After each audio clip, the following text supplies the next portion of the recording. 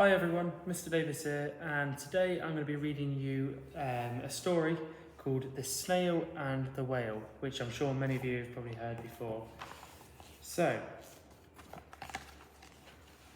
this is a tale of a tiny snail and a great big, great blue humpback whale. This is a rock as black as a soot, and this is a snail of an itchy foot. The sea snail slithered all over the rock and gazed at the sea and the ships and the dock. And as she gazed and she sniffed and sighed, the sea is deep and the world is wide. How I long to sail, said the tiny snail.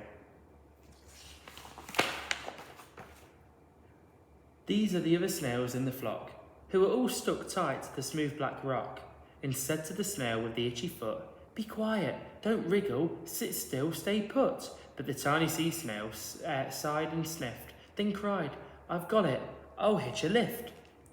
This is a trail of the tiny snail, a slivery trail that looped and curled and said, "Lift wanted around the world."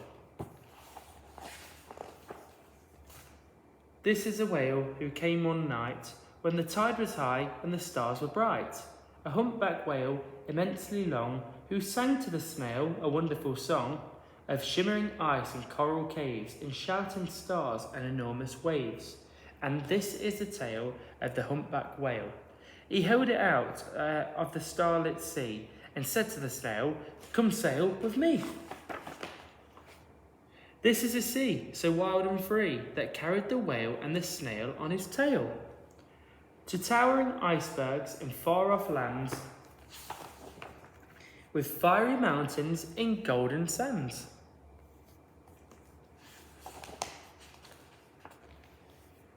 These are the waves that arched and crashed, that foamed and frockled and sprayed and splashed.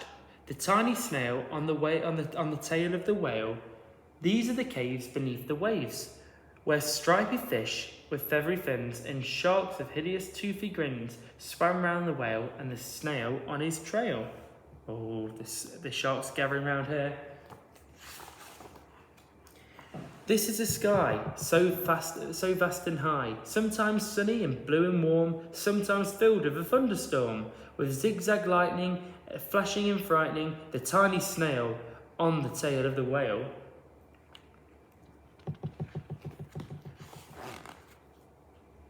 And she gazed at the sky, the sea, the land, the waves and the caves and the golden sand. She gazed and gazed, amazed by it all, and she said to the whale, "I feel so small." But then came the day the whale lost his way. These are the speedboats running a race, zigzagging and zooming all over the place, upsetting the whale with their ear-splitting roar, making him swim too close to the shore. This is a tide slipping away. Oh no. And this is a whale lying beached in the bay. "Quick, off the sand, back to sea," cried the snail. "I can't move on land, I'm too big," moaned the whale. The snail felt helpless and terribly small. Then, "I've got it," she cried, and started to crawl. "I must not fail," said the tiny snail.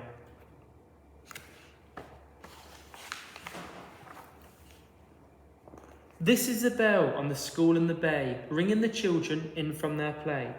This is a teacher holding her chalk, telling the class, "Sit straight, don't talk." This is a board as black as soot, and this is a snail with the itchy foot. "A snail, a snail." The teacher turns pale. "Look," say the children, "it's leaving a trail." This is a trail of the tiny snail, a silvery trail saying, "Save the whale." These are the children running from school, fetching the fireman, digging a pool, squirting and spraying to keep the whale cool. This is a tide coming into bay, and these are the villagers shouting, "Hooray!" as the whale and the snail travel safely away.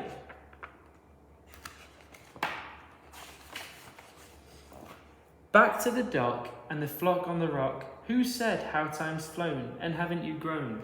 And the whale and the snail told their wonderful tale of shimmering ice in coral caves, and shooting stars and enormous waves, and of how the snail, so small and so frail, with a looping, curling, silvery trail, saved the life of the humpback whale.